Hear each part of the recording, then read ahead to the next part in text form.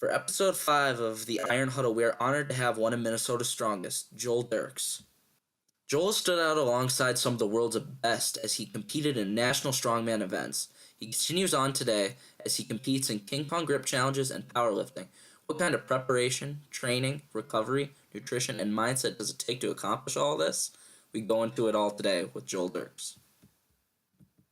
Finally, this episode of the Iron Huddle is sponsored by Torque Strength and Conditioning. Torque Strength and Conditioning is not your typical training center.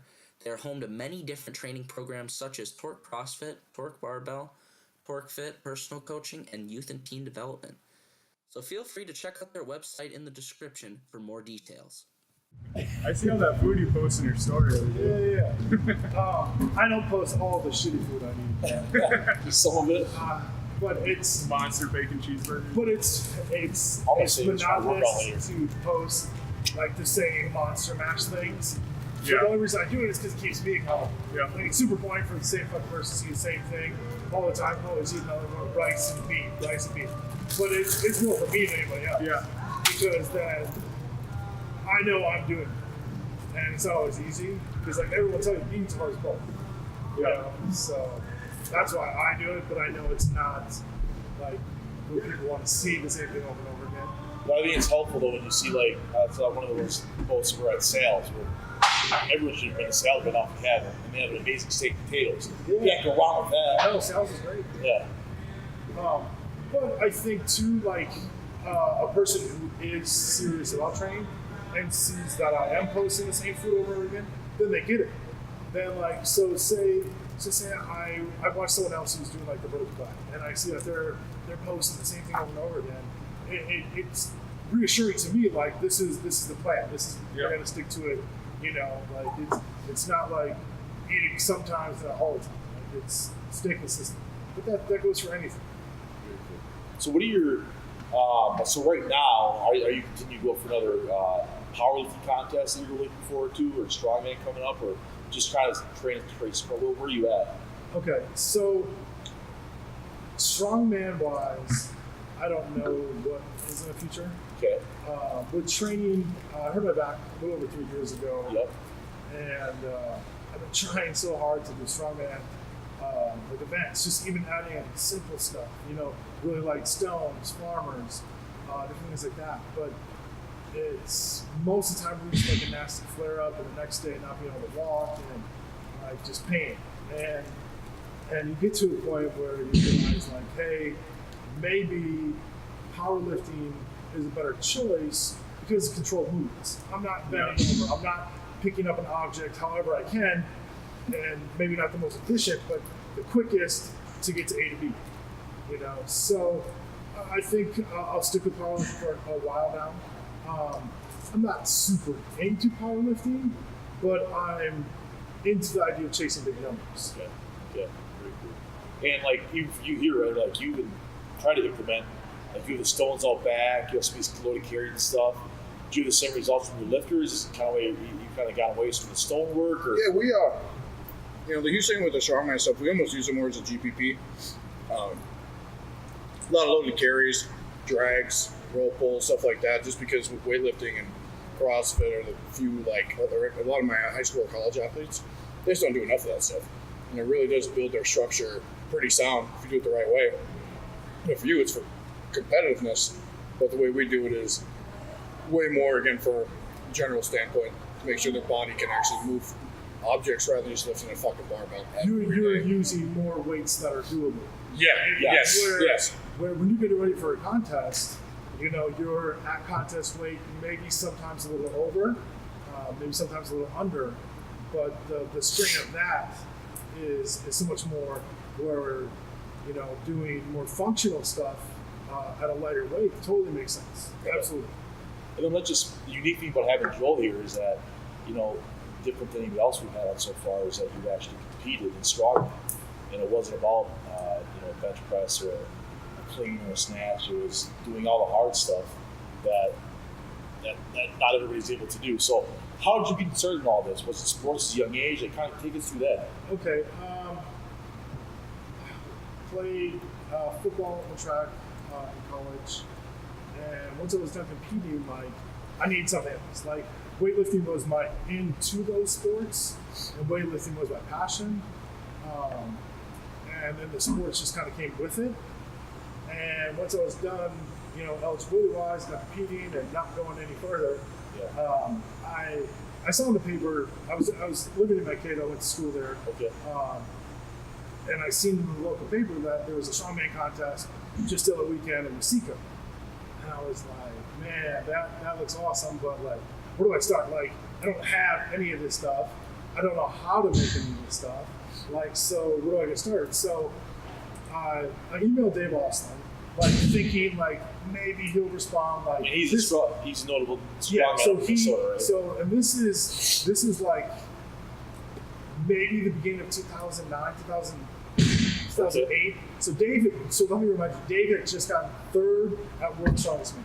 Okay, wow. So like he's at the top of the game, and so I email him thinking like he's probably not going to respond, and sure enough, the next day he responds. He's like, hey, if you want to come up and train, otherwise you can check out Carl Gillingham's in Northfield because that might be closer for you. And I was like, I'm not going to pass up the opportunity to go train with Dave. Like, are you kidding me? Like, right? So I was like all giddy and like so excited. And I was like, all right, so I'm going to go train with Dave, and which is great. But so get there, and I train strongman stuff, and I'm not good at all. Like, I haven't done any of that stuff, and obviously he's doing everything very easy, very light for him, but I'm nowhere near. And then there's another kid there. He's probably Daniel Peterson, and he's probably 200 some pounds, maybe 210. Okay. And he's flipping the 780 pound tire easy. And I'm like struggling. I was like, what is going on? Like, why is this little guy doing so much better than me? Like, it frustrated me, but it also kind of motivated me. Like, what do I got to do? Then funny story. So then the second or third time I ever trained with Dave, we went to what he calls the boiler room in one of his dad's buildings. We trained stones. Okay. And so I never trained stones. And so I'm putting tacky on my forearms, and we're training stones, and it's hard. It's not going well. And like, if you ever done stones, like it will just eat up your forearms if you don't have like sleeves you take. So I'm about to like call it, like we're done for the day, and Dave's like, well, I gotta go to Rochester and do this contest, like, and see it. He's like, you should come down and watch. And I was like, yeah, for sure. Like, I'll come watch. Like, great. He's like, maybe you should just do it. And I was like, I looked down my arms are all red and like kind of like just scraped up and just miserable, right? And so he talks me into it, and that's kind of how I got started. That's awesome. And Dave will tell you, and that's what will make a good song. You're just gonna jump in and do it. Gotcha. You can't worry about how you're gonna do it. No one's gonna ask you like, oh, how's you ever doing on your third contest in the sequel? Yeah. No one's ever gonna bring that up. Yeah. You just gotta jump in and do it. So, and then just there from it took off, and Dave just kind of opened up his house and his training, and kind of took off. And I think one of the things that you mentioned to me before was the good thing about Dave for you is that, you have completely different leverage than Dave has as far as length and height, but you said he was real complimentary as far as like using your abilities for you for the list versus what he's going to have level wise, right? Yeah, absolutely. So Dave, if you don't know, he's a legit 6'7", and so when he's picking anything up or doing different things, his lever points and his way of picking stuff up and is going to be way different than me, who's only 6'1". Plus Dave has like the strongest back, so the way he can pick up something versus how I pick up something is going to be so different. So what he helps so much with is like hand placements and doing that and explaining how it looked and showing me. I mean, anytime you have an opportunity to work with one of the best in the world, that doesn't happen. Absolutely. So I did the best thing I could have ever done was just listen. But that goes a long way. I think even more so you. I think it goes a long way sometimes just reaching out to people. Like just reaching out to Dave, look where you are now, where it got you just from taking a chance on that. Yeah, it really changed things, from going from, done competing and just maybe being a guy who works out to competing at big shows. Well, how did you know how you did your first show? How did that go? So that first show in Rochester, there was technically 2 pros in the contest. Yeah. Carl Femmel, he was a pro from Wisconsin. He was a heavyweight pro, and then Jeff Peterson, maybe at the time, had a lightweight and a heavyweight pro card. So I want to say Jeff won and Carl got second, or Bill got in the mix. Then a guy named, I think Paul Bailey beat me, and I got fourth. Yeah. And I want to say there was about 10 dudes, maybe 12. So, I mean, look, I mean, my static strength was there. It's just as far as like knowing how to clean a log or how to pick up a sandbag, like that wasn't there yet. Okay. So then going forward, when you start to continue to go to other meets, how do you train around that? Do you always train with Dave? Do you buy some of the stuff yourself, equipment, and do it, or do you find a gym that has some of the stuff? How do you go about that at that age, at that time? So this is 2009-ish. Okay. You know, when I was really getting started, and so the internet was there, but like in terms of like going to get stuff, it wasn't there like it is now, or all these gyms weren't there. I was so lucky in the sense that Dave had everything. Yeah. Every implement you could think of, Dave had. And then I would drive up, you know, an hour-ish from Mankato, you know, twice a week, and train those events. And then the rest of the week, I would work my gym like static strength. Okay. And then, so at that point, what were some of the biggest events you ever did in Strongman that you remember, recall, or? Sure. I guess it's at the time the LA Fin Expo 2013 or 2014. We had a farmers that was 350 down. With you couldn't drop, no matter what, you couldn't drop it. There was no drops. Jeez. So 350 down. Okay, so you got to get it down without any drops, and then you had. I think you had 90 seconds total. So you finished that, and then you had 407 a hand farmers for 60 feet, but essentially like as far as you could without dropping it.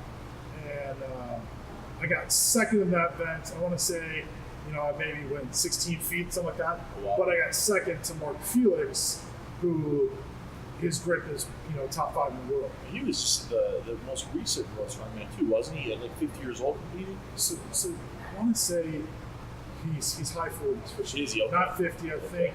Nick Best is just about 50, if not 50. Okay. And so, but yeah, Mark Felix has been to worlds, probably close to 10 times. Okay. Wow. Finals, maybe a few. That's incredible. Just like you're saying, your body gets beat up year after year. To be able to recover from that alone is impressive. Yeah. Yeah, to be able to do a sport like that long. I mean, just think about how your back gets sore from riding a motorcycle, right? Oh, yeah. Not even sore from picking up a fucking pencil. It's like, that's incredible. And the thing I wish I would have had back then is all this mobility stuff. Oh, yeah. I wish I would have just had like a lacrosse ball. I wish I had like a little bit bigger than a lacrosse ball. Like I had all these rope balls that I use for mobility stuff. Like that wasn't around.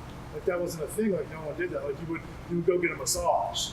Like and that was more of a feel good thing than actually doing something. So yeah, that's the biggest thing that I guess probably would have changed. Maybe changed just recovery and stuff like that.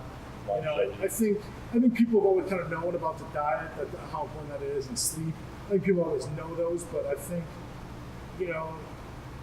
10, 15 years ago, you didn't see people rolling around on foam and PVC pipes. Like that was the thing.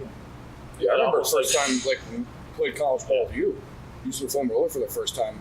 Like the softest one, I was sore as hell. Yeah. What the hell is this? Well, if you think about how things have advanced and now with the work that you do with Julie, Yeah. I mean, that's a lot of the same. Yeah, I know. There's so much stuff coming out, and it's unreal to where it's like some of the stuff that I've been learning the last few years, like under Julian. Every time I meet him, my fucking head blows up with just more What's questions. this company called? What is it? Strong Fit. So he started off and doing a lot of strongman stuff, but he took a lot of those principles with that kind of equipment, again, made it. It's for a different purpose. It's much more for structure than competitive side. Okay. But yeah, like we've transferred our gym doing a lot of that stuff, and we have like 70% less injuries. And we do obviously the mobility and stuff too as well, but it's pretty insane stuff. And like with him, he works with Cal Dietz on the hell's it called? RPR. Yeah. So there's a lot of good stuff coming out. There's the knowledge is just endless with some of these people as well. So. Well, speaking of Cal and Dave, I did my internship there. Was Dave eating raw beef liver when you guys were? Did you ever get into that? I never got into it, but that's always been his like thing. I don't know how often he does it, but like he blends it up in orange juice in the blender, and we'll drink it after the shake. So he has a sponsor, Thousand Hills Cattle Company, Oh, there you go. and they're kind of like Northfield-ish kind of area. Yeah. And so I'm assuming, like Dave's just like, hey, with my package, just throw on a couple of beef livers because I don't know what they're gonna do with them. Yeah. A lot of them eat dog food or whatever. So like, sure, Dave, yeah, send a couple and so yeah, once in a while, I don't know how. By the time I was training with him, how often he was doing it. Yeah. I've heard of chicken shakes before. I've never Yeah, the chicken, gosh. plain summer Yeah. chicken shake. Yeah. I've seen, I guess, the Derek Conson would do that. Is blend up the chicken breast in water and drink it. But Who's that guy from Wyoming who does the? There's a vanilla gorilla. Yeah, him. plain summer. Yeah, Oh like man, that's it. some of the shit he blends Dude, up is unreal. It seems like that's an everyday part of his diet. I don't even, like sweet potato and chicken shake. I tried it with fucking pork loin one time and sweet potato, and I thought fucking threw up. It was Yeah, I couldn't do it. no, I like to eat my food. I don't want to know what that guy's stools look like. money. So what's so you, of all the meets you've done, are they all kind of local? Have you traveled outside the country or states, or what was that experience like? Okay, so my first real big kind of break per se, 2010, maybe the summer 2010. Okay.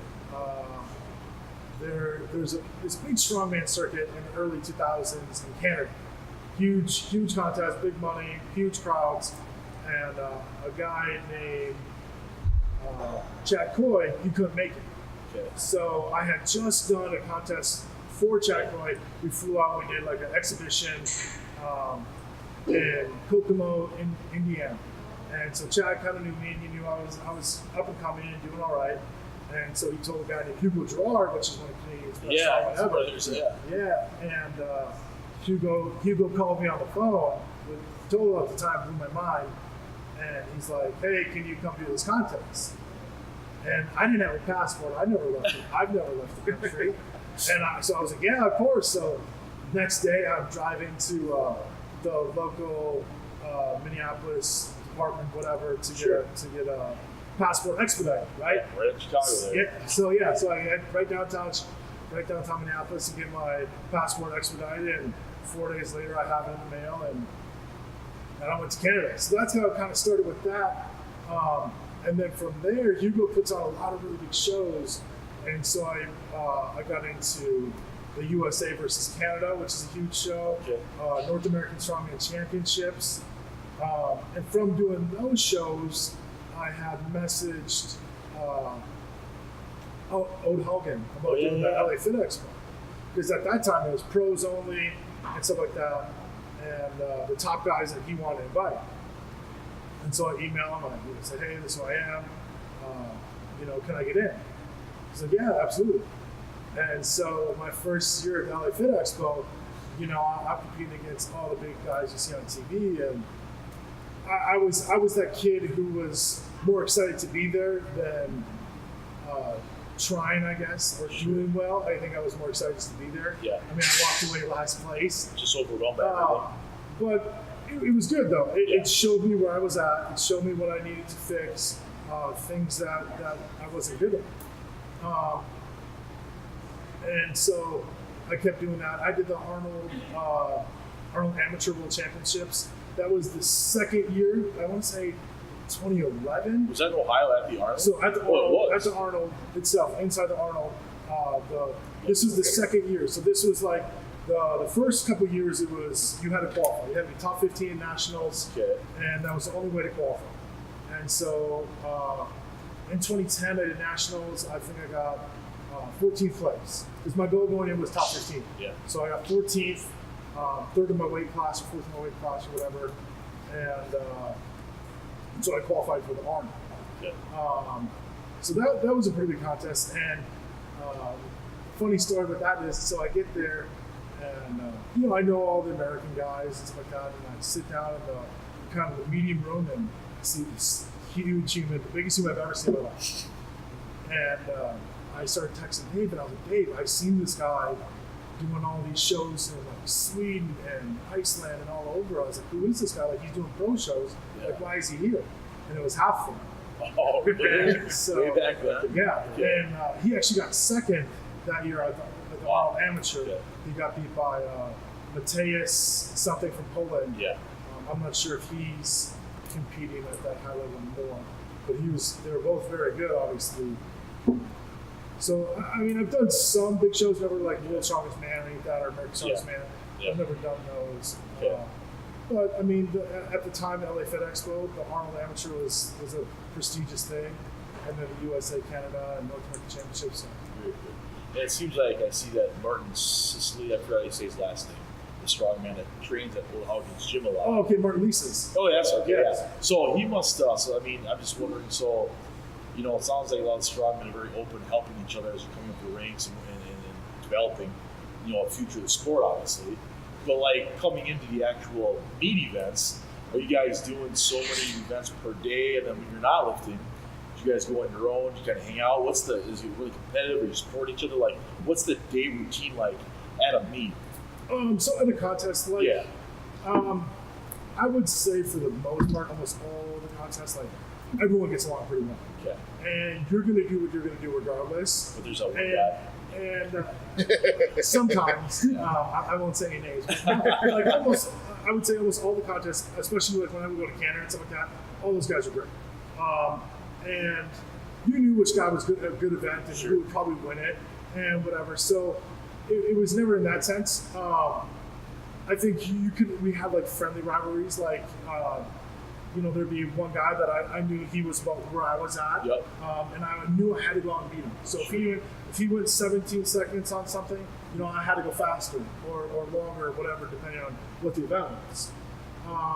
But strongman is so different in the sense where like everyone's so helpful. Yeah. You know, if you forget something, you know, someone lets you know. Right? Yeah. I think powerlifting's getting way better at that. I think powerlifting used to be more like the bodybuilding style, where it was like, you don't want to talk to anybody, a little selfish, something like that. But I think powerlifting's really changing. I think a lot of those sports there seems to be some camaraderie even with your competitors. Yeah. Just a little more open Weightlifting, book. like, Yeah, weightlifting's definitely like that. Coaches help each other, or, you know, hell, there's meets I've gone to and someone didn't have a coach. Yeah. And I'm like, okay, you need one.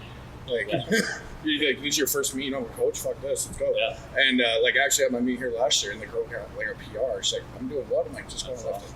And, but yeah, I mean, I think that's what makes those sports good. I don't think outside looking at, most people probably think it's just a bunch of meatheads who are grinding the metal and, you know, tossing weights around. They don't know how. Some days it's like. Some days, but you know, we are humans. So And just like Nick, I mean, you have in your Sisu training now, you had the last meet, what, Like 8 7 people or 8 underneath you? lifters, Yeah. And I'm sure you had someone coaching you as well when you were trying to coach all of them. So it's like a. Yeah, just like you said, the camaraderie is great, and it's like that in all strength sports. I remember one of the first powerlifting meets I ever went to. Marshall Johnson was lifting at that meet. I watched him squat like a grand. I don't remember. It was like 10:30 or something like that. And I was out there watching another buddy of mine, and I turned around to go back to the warm-up room because I was in between warm-ups, and I ran right into the middle of this dude's chest. And Marshall's a 308. He's a big motherfucker. And like tattoos everywhere, gauged out ears. He had the bull ring in and this big orange mohawk. And he's like, "Oh, I'm sorry, buddy. Excuse me." You know, like usually they can be a total prick. but like that's been kind of a microcosm of my experience in all strength sports. Like, you know, everybody is so willing to help out. They're nice people. They might look big and scary, and you know they have the game face on and they're out there lifting. They can be kind of intimidating, but you know, I suppose you have the same common goal in hand that everyone's trying to do Absolutely. their best. yeah, Not too much of a reason, you know, step out and actually be nice to somebody at some point. yeah. So then, for you, we always talk about the strength and strongman, and trying to get, you know, as many reps and beat on time.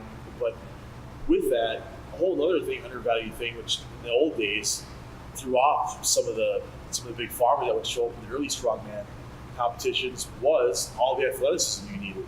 As far as, you know, the old wheels you'd have going around, trade and stuff. Yeah. So talk about that a little bit. Did you ever train for the quickness or speed, or how does that contribute to what you do? Yeah. So going into almost every single contest, like especially big contests, you know months in advance the events. Yeah. And so we're essentially duplicating it as best we can to mimic them, set them up exactly to the, you know, what they have. and then working on a faster time, or a longer hold or whatever it is, working to get better at that event for just that specific contest. So it's almost sport specific or to what you're doing. There's no really way around to like incorporate different things, I guess. Because there's always a weight involved with it, right? Yeah. So so say I'm going in a contest and I know the log is 300 pounds or whatever, as numbers. So I can train that. I got 300-pound log for reps. I clean and press each one. So I can practice that. I can use the weight a little bit lower to get up my conditioning, and then now I'm going to hit more strength stuff to kind of build my strength. And say we have a truck. That one's always tough because you don't know if it's going to be heavy or if it's going to be quick. You go into it, it's all dependent on the course. Everyone thinks it's the object you're pulling, but it's all dependent on the course. If it's a little slope, if there's a bump, there's a hill, there's this or that affects everything. But we always go into a training as heavy as you can, and at the time. Say we have a circus number. Sure. You're trying to get as many reps as you can at whatever weight they have. Then the yoke, is the apparatus on the yoke doesn't matter too much. Nowadays, everyone has a pretty good yoke. Yeah. But say the yoke's 1,000 pounds, and you got to train 1,000 pounds for 60 feet. Whatever it is. So you mimic the contest. So that's what's nice. It's similar to powerlifting in a sense. I mean, you know what the bars are, and you know what you're going to do, and so you just mimic it. Yeah. What does your training look like? I mean, strongman just seems. When are you doing the static stuff? How the implements work their way in? Okay, so let's say there's an axle or a log. So Monday, I'm going to start with that event. The press usually presses on Monday, just like everyone else. So say I'll come in, we'll do log, and say like it's 300 for reps. So say today I'm doing 260, and I'm going to do 4 sets of 4. Could kind of build up my conditioning, kind of build up my strength. Say we finish that, we'll go to like a close grip bench. We'll do some tricep accessory stuff, and that's kind of it. So it's a lot like powerlifting then, where your primary is going to be that log, right? Yes, absolutely. So that's my number one priority for that day. And then you have your secondary or your supplemental, and then your accessory should be the tricep. Yep.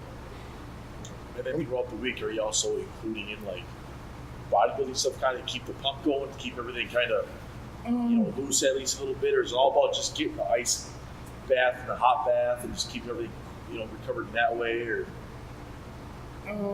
not too much bodybuilding stuff. Like so, when I'm doing strongman stuff, I never do like biceps or anything like that. I never train them because everything's getting worked by them so much. All they're picking up, even a cleaning dumbbell, cleaning an axle, like your biceps are getting enough where they don't need any more. If I'm going to hit extra stuff, we'll hit the rower and do some sprints, 500 meters for time, and try to get under 120, 130, something like that. Sure. Try to get some decent times to work on our conditioning. And then Saturdays are a big event day. Okay. So say I have a medley and there's a truck pull, so we're going to start with the truck pull or the medley, vice versa, whichever one we set up first that day, and we'll work on those 2 events. Usually like 2 or 3 events in one day, depending on the contest. But Saturday's the big event day. And then within that training, like if you're going to a meet, do you always know what the events are going to be beforehand? Do you show up and it's almost like a surprise purposely? And if so, do you ever include that into your Saturday training where you show up and one guy's in charge to pick what the events are, so it's kind of play by ear and you got to adjust to it? You almost know all the time going into and the order of the events. Okay.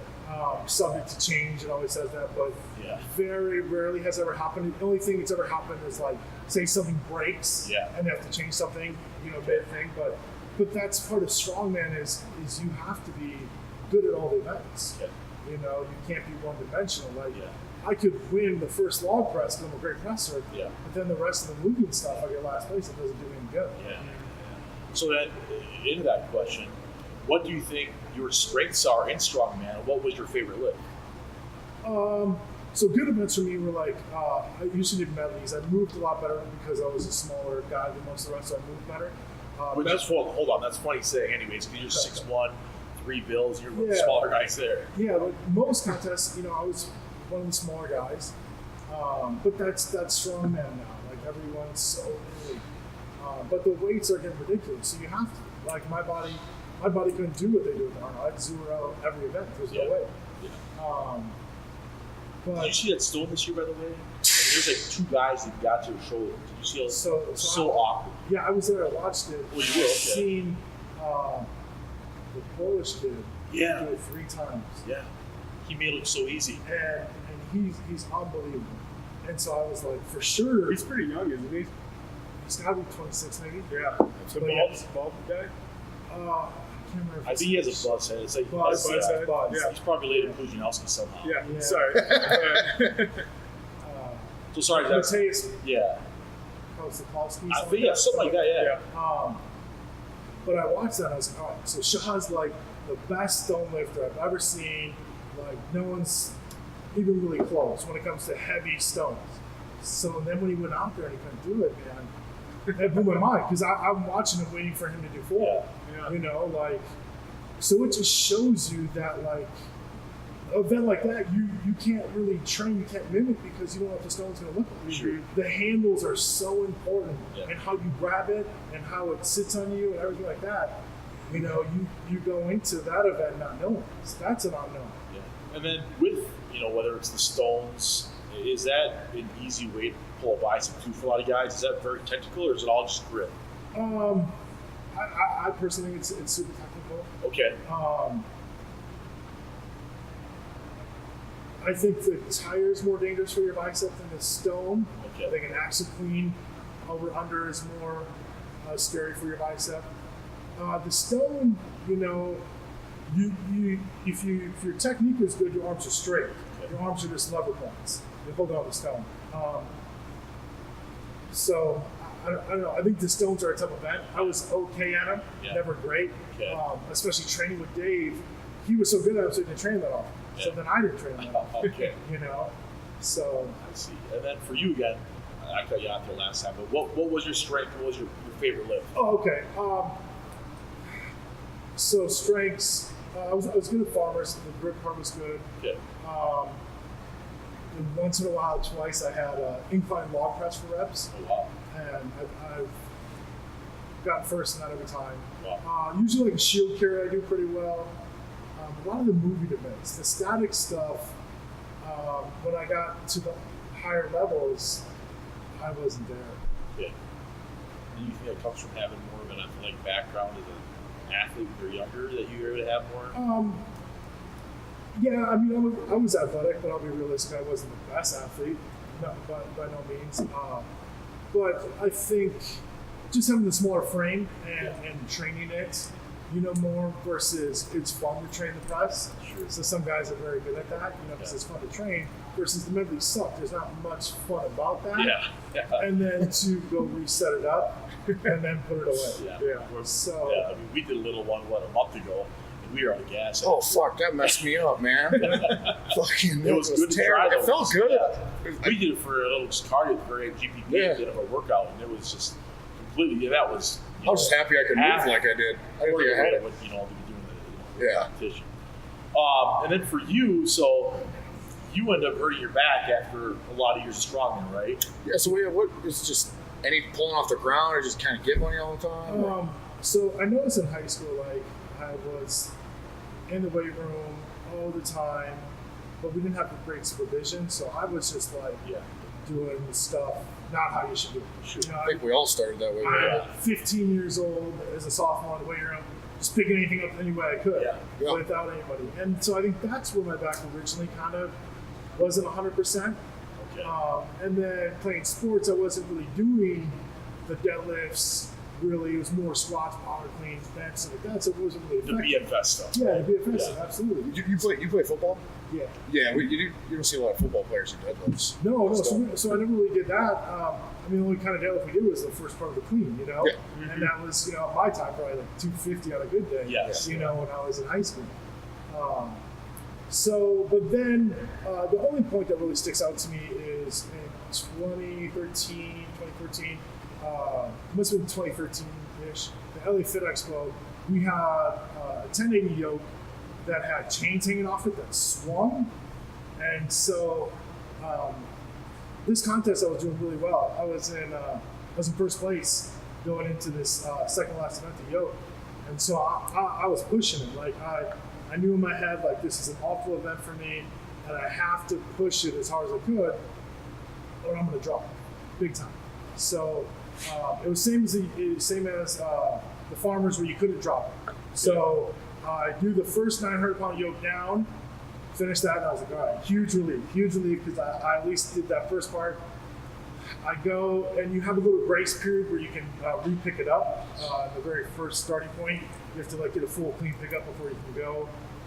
So I went to go pick it up, I could barely pick it up, set it back down, and so I had one more chance to really grab it. So everything I had, closed my eyes, just picked it up, and I took probably 15 of the ugliest steps ever, and the chain and everything just moving, and I think that's what really pushed it over the edge. And then we had a medley last event after that. Everything, the boxes were so high for me, and it just, I think that day just kind of finished it. Wow. I suppose you remember every single one of those 15 steps too. Yeah, man, it was brutal because that was the best I've ever done in a contest with big names. All the big guys were there, and I was in first place going into the last two events. Oh, that's tough. Yeah. And so the last two events, I get last place and then second to last. So I dropped from first place to seventh. That's tough. So winner of that goes to the Arnold. Yeah. Not saying I would have gone to the Arnold and actually done anything. But you had a chance at some point. Yeah. It was 2 events away, but 2 events is a lot. Yeah. So then, oh my goodness. Yeah. That seems always that fucking back, man. It's such a common thing, and it's. What I really truly think is what I sat down and I thought long and hard. What has caused my back to be this way? Because it kept having flare-ups, even after surgery, even after everything. It wasn't getting better per se, and I think it was my glutes were weak. Like my legs were so strong because I could squat. I could front squat, boom, no issues, big weights. But as far as deadlift, picking stuff off the ground, I think my legs and my back were strong, but my glutes were not. So my back gave up because they were overcompensating for my glutes. And I think that's a lot where That's exactly my problem. You have painkillers. I won't even conventional deadlift anymore. Like I pick up 315 and I'm scared of it. Yeah. But then I do sumo. That's a great point. I think that's very common. It is, and you see it a lot with football players. Like the more and more I talk to, it's really common with the big guys. I don't know why, but because I think we, as athletes, we squat Olympic style. We squat very vertically. yes, Okay, so you're not using your glutes. It's mostly all legs. yeah, Okay, and then we're not deadlifting. We're not doing all this other stuff. We're not building the glutes. We're building our legs and our chest. Essentially, with the lifts we do. Yeah. because I get made fun of all the time. People say I have a tiny ass. Yeah. And what do we do a lot? We sit. You know? Yeah. And so, and a lot of old people have back problems because they get heavy up top, they lose their glutes, and then their back hurts. Yeah. And I don't think a lot of doctors see that, but I think the weak glutes is what kills it. And what was hard for me, and which I hated, is I had to go to the gym and lift like a fitness gym. I was doing bootleg. It was awful, and I went in the corner and kind of hid. But that's what kind of got me back into it. Yeah. So I had to build that back up, and it wasn't awesome, but it's what I had to do. But that's sorry, go ahead. Uh, You pulled like 760. So What'd at the you pull? contest show, there's 733. 733. So what was your path back to that? You had back surgery, right? Okay, so yes, so June 15 of 15, I had back surgery, and 6 weeks after they gave me the green light, so I was feeling good. Yeah. You know, so think of it, you know, you don't do anything for 6 weeks, something's gonna heal. You know, and whether if it's bicep tendonitis, this or that, if you give it a break, it's gonna feel better. Yeah. So like I was feeling good, so I was like, all right, so you know, I started with 135 on everything, squats, deadlifts. And I went too fast, and I'll admit that I went way too fast, and so I started having flare-ups, and I was learning what exercises I can't do. Like I can't do a rower because it's too much bending over and coming back up, and that SI joint just rotates on itself, and it flares up. I can't do a leg like a seated leg press thing because it opens me up too much, and then I'm extending and it flares up and agitates them. So it was a huge thing of learning what I can't do and to slow down. And I think that's huge too, is understanding, is kind of put our ego aside a little bit and knowing what we are really good at and what is going to cause us injury, and being able to step away from some of those things is really hard to mentally do. Yeah. So taking that first step is huge too. Well, I think most athletes, they try pushing something because other people are doing it. Yeah. It just doesn't work for you. Is the No. is the reward worth the risk? Yeah. At the end of the day. Absolutely. Yeah, like, I'm sure the leg press is good for me, but we have a different like squatting machine that I can kind of do and really hit my quads if I want to. And there's different exercises that the risk reward is just there versus the other stuff I know I can't. Yeah. So then, as you were saying, to get after all that back surgery you had, after building up your strength after all those years, then you have back surgery, you're sitting around for 6 weeks, you start going back a little too fast, and where did you go from there to come back to pull your huge weight you just did a month ago? So 2 years after surgery, things finally started to slow down a little bit, like as far as flare-ups, pain. Sure. And so I think right around the 2-year mark, I want to say I pulled like 500, maybe for like a double or something like that, like right around there. So like 2 years after, I finally got to like a 500 double. Okay. And how was that mentally going into it? Just knowing like you're picking something off the ground, you had decent weight, like. The best way I can say it is to me in my head, I knew it's not big weight, Yeah. so it shouldn't be a problem. Like Gotcha. I wasn't scared of it because it's not big weight. Gotcha. I mean, to most people it might be, but like, I guess it did scare me. Everything's relative. Yeah, it's all Yeah. relative. So, and then I just slowly built it back up. I never ever do heavy singles Okay. on squats or deadlifts. Really, I do every weight I do. Like when it's heavy, I know I for sure can get a double. Gotcha. So I know mentally going in, I feel strong, I feel good. And then the only exception for doing singles really is I'm doing weights I know I can do for doubles, but that's my working load for a single that day. And then the week before powerlifting contest where I do my opener, I do a single day. But that's the same kind of weight where I know I can probably almost do a double. Absolutely. So I'm reserving the weights I can do. Same with at the contest, it's a little reserved. Just in the sense because I want to be doing this for a while. Absolutely. I don't want to be done. Yeah. Let's talk about that. What weights did you end up hitting? Your top weights at the speed, like 2 weeks ago, maybe? Or Yeah. So three weeks ago, squat I did 677, bench was 457, and deadlift was 733. I was dealing with this nasty bicep tendonitis that Just just saying did not go away, and so I was just training through it because we have contests, so I was training through shit, and it started affecting my pack too, and so I feel like there's a lot more total there once the arm does heal and the bench press goes way up. But I mean that's everyone. Everyone has an injury. Everyone's dealing with something, and so it's healing, and hopefully I can get a lot bigger numbers, a lot bigger total. well, just being content like you are with that, having mental thoughts to even come back underneath the bar after you had back surgery and pull that amount of weight is pretty inspiring itself. Sure. I mean, that's incredible. Yeah, I kind of talked to my chiropractor about that. I'm sure he was happy about that. He's not Dr. Ross.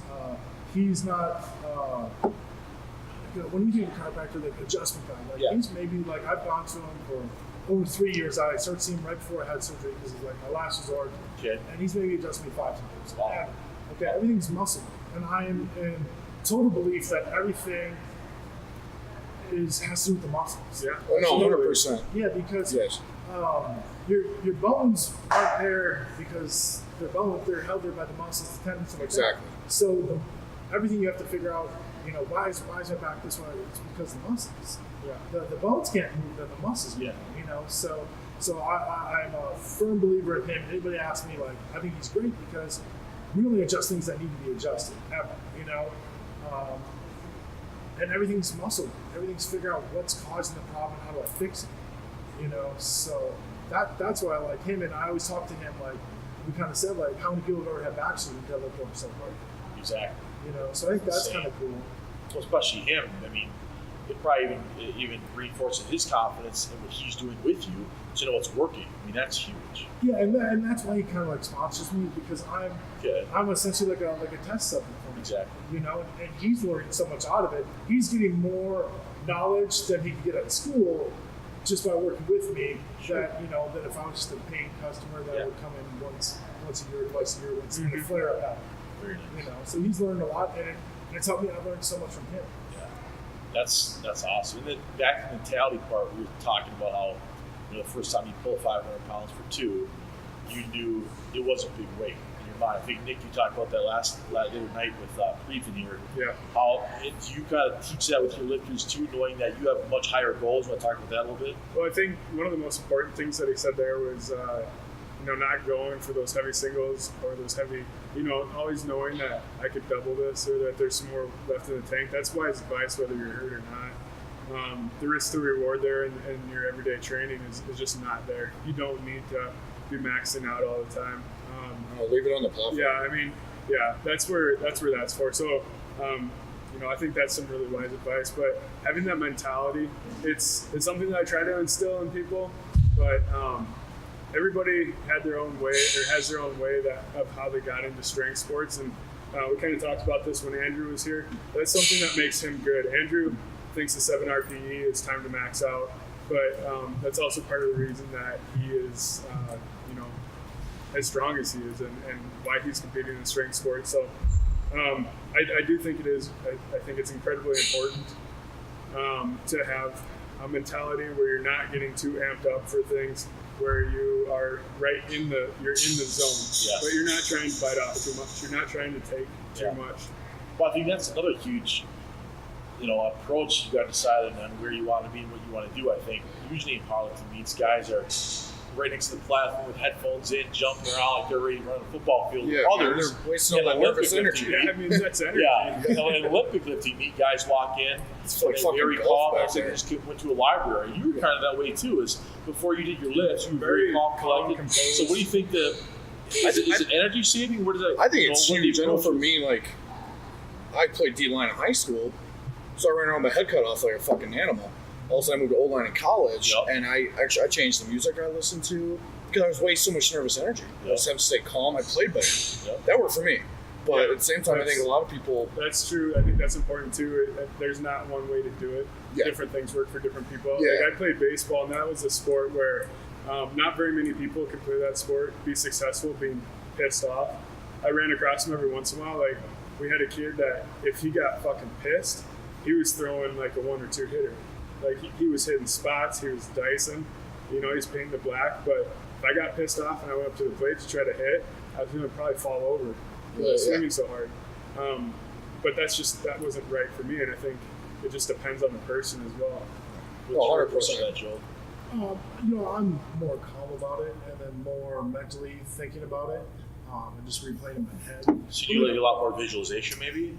Yeah, in a sense, like I go into it knowing I can do it. Absolutely, yeah. You know, and Calm confidence. and like we were just talking about doing the doubles and stuff like that. I don't know what my limit is because I'm doing doubles and I haven't done singles, like one hard single, so I don't know what my limit is. So I know I can go in there and I can do this one. You know, if I go to the gym and I miss a weight, now I know what my limit is. Yeah, it fucks with your head. Yeah, Not only that, you have to pay that back. yeah. Like, why put that damage on your body on a missed fucking That's a lift? really good way to put it. You do have to You have to pay that back. Yeah. So why it's like do a it? loan that you're Yeah. taking out. Yep. And then once you're doing those heavy singles like that or missing lifts, you know, now that's more recovery too. You know, that your body has to recover from. You know, you do like a pretty heavy double, you feel good after, and you can recover from that. I always talk about like recovery is probably the third biggest thing, you know, and I always refer to recovery as digging a hole. So if you work out, you consider it digging a hole. Whatever hole you dig, you got to also fill that hole back in. up. You got to fill it back in that same day, Yeah. right? With food, nutrition, recovery, sleep, everything. Other people need to hone in on that too. I know. We talk about that all the time. And that's a Yeah. great analogy when you think about it that way. Yeah. Everyone thinks I need to leave the gym dog ass tired. I need to be sweaty. I need to be dead for it to be a good workout. No, I could go in and do, let's say, 5 doubles on the deadlift at whatever weight, I do some glute hams, I do some glute bridges, not crazy fatigued, Yeah. but now I can go back tomorrow. I can hit heavy weights at whatever lift I'm doing the next day because I can recover. Yep. But if I would go, say 7 singles, the AMRAP thing, whatever, and just keep going all these singles, tomorrow I come in and I'm trying to bench and I'm juiced, man. I have nothing. Well, that's something I always say is live to train tomorrow. Yeah. Because I have, with Olympic weightlifting, people get so excited about it. And Olympic weightlifting is so much different in the aspect. Like, It's all technique. it's so much technique. Like, you can miss a lift that 75% you shouldn't. Yeah. But at the same time, some of those things, like we had an athlete a few weeks ago. She's like a 4-time state record holder. She's amazing. And she just on her head, she's like, what the fuck's going on? Like, just be done. Just call it. Why? You're going to get hurt. And she's someone who's a fantastic lifter. I think it is one of those things that you have to hone in and know when to push it and when to just training's training. Not, you can't compete every day. Something that I always try to explain to my clients too is the illogical 4. This came from a book that I read as I started coaching, but new, cool, soreness, and fatigue. And to base your training on one of those qualities alone is always going to be a mistake. Oh, 100%. Yeah. So with you then, Joel, how do you? Are you a calorie counting guy? Are you a monster mash guy? Kind of what do you do as far as recovery with sleep and all that? You have a family and stuff, so it changes. Based on what your needs are there at home, obviously first. But how do you try to balance all that? Is it as you go along? Sure. Before I'll talk about my diet before the vertical diet. So I just ate to fullness. Yeah. In a sense. Yeah. Or what I could eat. The old saying, the whole food diet, whole chickens, whole pizzas, whole this, stuff like that. And so you just eat as much as you can because when I was doing Strongman, I'm burning so much energy, especially doing these medleys, truck pulls, whatever. I was burning so much, I was never getting enough in. Not enough clean stuff, but I also think, as much as you hate, you need a bunch of the dirty stuff to get stronger. Yeah. You want to pull bigger weights, you kind of have to have the fats, the 30 calories to be able to do that. I think there's something to be said about eating clean, but putting in some of the bad. Okay. You know what I mean? It's one of those things if you're at a calorie deficit, just eat. As you're chowing down McDonald's. As I'm trying on McDonald's. Caloric balance is always going to be your biggest chunk of anything. Yeah. Right? So it goes caloric balance and then macronutrient breakdown, meal timing, and then supplementation after that.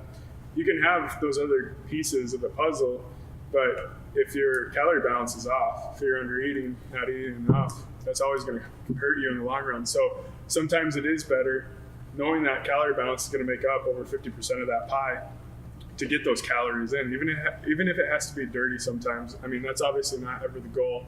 Yeah. You don't wake up thinking I'm going to get all my macros in today I'm going to smash a $5 hot and ready.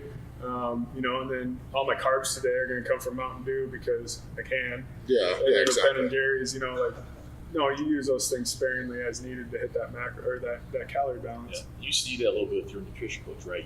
You completely increase your carbs from a lower amount to a higher amount. Yeah. And it got you to where obviously you hit that elite total in that meet. Right. So it got you to your goals too. Yeah. So that, Yeah. And then what were you saying as far as after the whole So then once I kind of got a hold of the vertical diet and see that other guys are doing have great success. So then I started implementing that, and right away I was feeling great. I was getting a little bit stronger. Yeah. And then there was a week at the gym where things just the strength wasn't there, and I was talking to the owner at Metroplex Raleigh, and he's like, well, what's changed? And I was like, well, I'm doing the vertical diet, man, but I feel great. I'm doing this. He's like, maybe it's too clean, for what you were doing. Yeah. So then I started adding, a pizza the night before, a heavy deadlift. You lucky bastard. And a pizza after. You son of a bitch. I always feel great. Just what you're saying. I can stand because that. I do the vertical diet, and if I'm trashed, I eat about a thing of Ben and Jerry's once a week, but usually a Wednesday. Yeah. But it goes. We used to eat pizzas almost every night during college Put weight in your camp. During camp. Yeah, I mean, my weight was going up, Yeah. but so were my numbers. Yeah. And I was feeling good. I didn't like the bloat in the face, Yeah, of course, yeah. for pictures, Yeah. but the strength was there, and I was chasing numbers, and things went up. But it was it was too clean, Yeah. for strength and for how I guess I'm genetically put together. It can't be that clean for me to get strong. Yeah. Yeah. I think, yeah, Could you run us through, like, how much do you eat a day? Okay, so Ballpark. honestly, I don't count calories. I just go all off kind of by ounces and how I feel. So say like getting ready for this contest, first meal of the day, I would have 6 whole eggs and then probably like 2 to 3 extra egg whites in there with spinach and a little bit of cheese. So that's meal 1 of the vertical diet. 2 hours later, I'm gonna have probably 6 ounces of beef, 6 ounces of rice.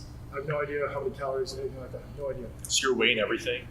Just my ounces and how I feel. Okay. If I notice I'm gaining too much weight, I kind of put down the ounces. Gotcha.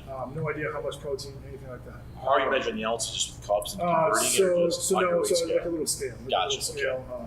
And then meal 2 is about 8 ounces of beef and 8.8, so essentially 1 cup of rice is what it comes out to. But so yeah, 8.8, and then another 2 hours later, it's kind of pre-workout, and I'll have 1 big red potato and probably 6 ounces of beef. So that's pre-workout.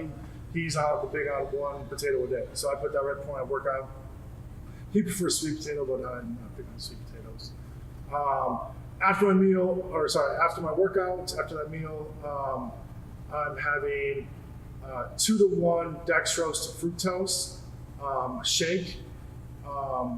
And so I just, as soon as I'm done, I drink that, drive home, and then I'll get my food together. So about an hour later, then I have 8 ounces of beef and 8.8 ounces of rice again. And then 2 hours later, like right before bed, I either do like as much whole fat yogurt as I can. Yeah. And then that's it for the day. And why that versus cottage cheese? Just because it tastes better? I don't know. That's just kind of what he says, and Okay. I guess I prefer that over Yeah. cottage cheese too. Yeah. He said you could do like whole milk. There's a couple different things you could do. Okay. But like, so say if I was staying clean in the work of that, kind of like what I'm doing right now. Yeah. That's kind of what it looks Okay. like. So do you have cattle in your backyard, or are you buying what do you do for got work? a lot of beef? So I actually like almost everything from the burger that I get is from Costco. Okay. So there you go. their ground beef is $88.12. Yep. I'm guessing it's maybe a little bit higher, but that's what they have to list it Okay. as. And it's $3.19 a pound. Okay. So it's great price. So it's economical. So everything I do is economical because I got a wife and a kid that's in daycare, and so that just drains us, you know? I mean, he's at a great school, and like he's 2.5 and he's like learning stuff, so it's worth it, but it drains us. So does he walk around trying to pick stuff up and feel like you quite a bit? Yeah, he mimics stuff I do, which is so cool to see. But yeah, so like I was saying, the diet stuff, almost everything's from Costco. Everything's affordable. Yeah. Everything I do, like I tried it, like the first week I did like the bison. Yeah. It's too expensive, man. It You can't do it. is. It's not economical. I think some people like, well, can you do it because you can't afford it? How many times do you go out a week? Yeah, You know, are you exactly. fucking kidding me? Like, same thing. I buy in bulk at Sam's Club, and I spend about $100 a week, and I eat like goddamn king. We're gonna have to do a grocery comparison to see which one's less. Yeah, I bet his Between is Sam's more. and Dircks. Yeah. So like I don't buy any of the steaks. Everything's ground beef. All the beef that I eat. I rarely, like only the week of the contest, I added bacon in with the breakfast. Okay. Just for more calories, more fats. What about any greens? So the eggs in the morning has spinach in it. Okay. And that's like my only greens. You're supposed to have carrots with the monster mash and stuff like that. Yeah. I I don't do. Yeah, I tried it. I bought a bag and then. and the bacon's wasted. There goes. So I stopped buying it because it's $3. Yeah. So everything I do is kind of I make it as affordable as possible. Because my wife's like, "Hey, you're spending so much money on food." So like I try I'm sorry. because like he talks about the cranberry juice. Yeah, that's expensive too. It's crazy expensive. Yeah. So I was like, no way. So like I first thought about I was going to get like a supplement, but I'm so against that. That would like. Do you do supplements anymore? We'll talk about those too. Okay. But so now I just bought this other cranberry stuff that's at Walmart that's like pure cranberry juice, unsweetened. Is the non-concentrate stuff or just It's from concentrate, but it's not I would imagine it's still got the vitamins and nutrients in there. Do you do the bone broth too? The chicken So bone broth as I well? put chicken broth, the chicken stock, Or chicken stock, the chicken stock on all the monster mashes, and that's just I don't put a ton of it. Like I don't make it a soup, but I make it so it's. I do that. And it does help you like eat it. Like 100%. Yeah, It helps. So. I do pink Himalayan salt and all the stuff. Yep. So pink is huge. And then supplement wise, I do about, right now I'm up to 12,000 IUs of vitamin D3. So he's huge on the D3 and he thinks it's a hormone and really affects everything. Have you done a blood test to see if you were deficient? Okay. Did that help? And then, so I started out at 10,000 IUs a day. Okay. Being physicals are free, you get one a year. So I went in and I'm pretty good, have a pretty good relationship with my doctor. So I was like, hey, check everything. I was like, I want to know my vitamin D. And I was like, just like in the normal range at 10,000 IUs. Wow. So now I'm up to 12,000 IUs. I mean, we can talk about my job. So like I work at a mental health rehab facility, 90-day treatment facility, as like kind of a counselor. I'm in charge of 4 people and help them kind of get rehab back into society, and that's kind of the short version of it. Okay. So I do that 8 hours a day, and I'm sitting a lot. I'm doing a lot of typing, a lot of reports and treatment plans, different assessments on how the person's doing, stuff like that the county and state need to do. Yeah, you're like another Mr. Incredibles. Yeah. So Sorry, it took me a minute. He's on an awesome picture. But that's affected my training too, because I started that job a little over a year ago. Okay. All of a sudden my back started hurting again. You're sitting. Sitting. My hips were so tight that I couldn't lay flat on the bed, that my back was just screaming. Absolutely. And I went to my chiropractor, Dr. Ross, and he's like, your hips are so tight, man. He's like, you're not used to sitting all day, and then your shoulders too. Like, man, I've never had upper body really injuries until I started sitting in the chair. Wow. And so we just call it death by chair, man, because it's it's heart disease too, really. Yeah. So now I'm really good about rolling my hip flexors, stretching out, doing stuff like that. I really had to adapt to your job, which is kind of goofy. Now, have you guys gotten those desks you can elevate and stand at? So we just got those, and they're game changers. So, and I kind of talked to my chiropractor about it, and he was like, but you have to get one that you can adjust, because you want to do like half the day sitting and half the day standing. You got to mix it up, because otherwise the standing is going to cause issues too. Yeah, every hour. So you got to kind of switch it up and stuff like that. So yeah, I haven't. What's nice about the vertical diet is I'm eating so much, so I'm getting up, I'm moving around, going to make food, clean up food, and stuff like that. So it makes me move more versus then, hey, I'm writing a treatment plan, so I'm just going to finish it, in the next hour, so I'll just keep going. Versus like, nope, it's 10 o'clock, I got to go eat, man. So I got to get up, got to go save this and go do that. So that's helped too, and not just being so sedentary all day at work. Yeah. So with that now, your coworkers like, oh, he's eating again. I mean, they're acceptable. I think they're all. They don't really say too much. They probably don't want to get beat up. They probably don't want to. They're all fine. And once in a while, we have clients that come in and they want to know how much you bench press, and it's like, oh, I don't even do that. Yeah. I don't even engage and As you tell pump them YouTube video on your computer, you like press. Just don't look at my name. Here's my card, but don't look me up. So that really changed a lot of things. Is the job, man. Okay. And I wanted for so long, like I was even doing like manual labor stuff and trying to lift heavy. Like I don't know how some of those guys do it. Work construction all day. Oh, fuck no. Manual labor, or like even guys who do road construction. They're on your feet all day. On your feet all day. That alone. I don't know how those guys can go and train him. What? So is there a reasoning that you don't have the carbs to breakfast in the morning? Is it just a stomach issue, or are you saving for later in the day when you're training? I'm lucky. I don't really ever have like stomach issues, anything like that. Like sure, like you eat something too much or too trashy. Like everyone's stomach is whatever. But I don't know. That's just kind of how he has it set up. Okay.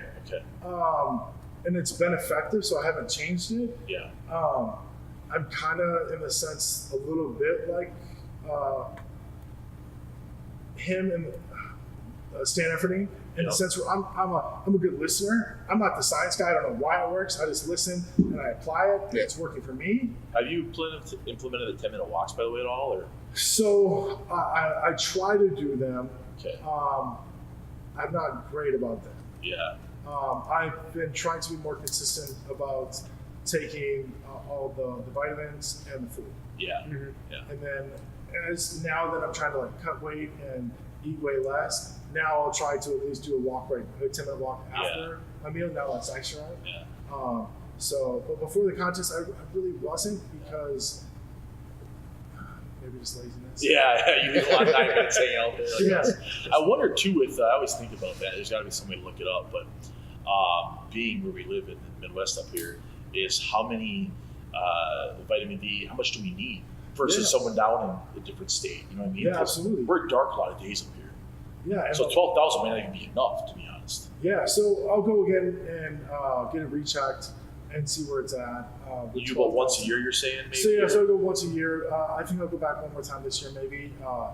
But so most of us, regardless of how good or bad your insurance is, you get one free physical a year. Yeah. So yeah, just tell your doctor, hey, check this, check that, because I don't think it costs any different. Yeah. It's just they just take the one piece of blood and do all the tests. So yeah, so that was one big thing I wanted to check.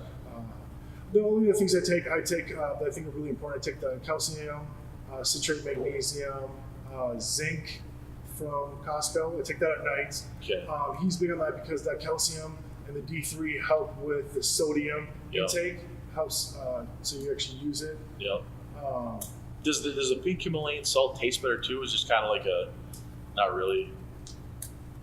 I guess I don't really know what's the I difference. think there's a mineral content in the Himalayan salt, which makes it desirable. More quality, maybe. Yeah. And then, as far as for the CPAP, are you a CPAP guy or not? Yeah, so I tell people, and anybody I talk to, especially bigger dudes, I said, there's not many things in your life that will change your life. That thing will change your life. Okay. Wait, what's this? The CPAP. So, Like you have a sleep Oh, sleep apnea. Sorry. But the CPAP is like a machine that. Okay. yeah, so yeah, you wear it kind of. So there's a CPAP and then there's a BiPAP. CPAP just pushes air in. A BiPAP will push air in and take it out, almost like a ventilator. Okay. So if your sleep apnea is that bad, then they put you on like a BiPAP, I think it's called. Sure. Because bi too. But so the sleep app, man. In college, I just thought I was a college kid and just needed to nap all the time. I was tired, like college kids playing sports, so I was tired. And then after college, like I could nap all day and be tired still. And like if I sat down at like work, like my head would drop. Like I would almost fall asleep essentially. Like it was bad. And then I finally got the machine, and it took probably a month, 2 months to really get used to it, to actually wear it the whole night. But now, like I wear it for naps. I can't sleep without it.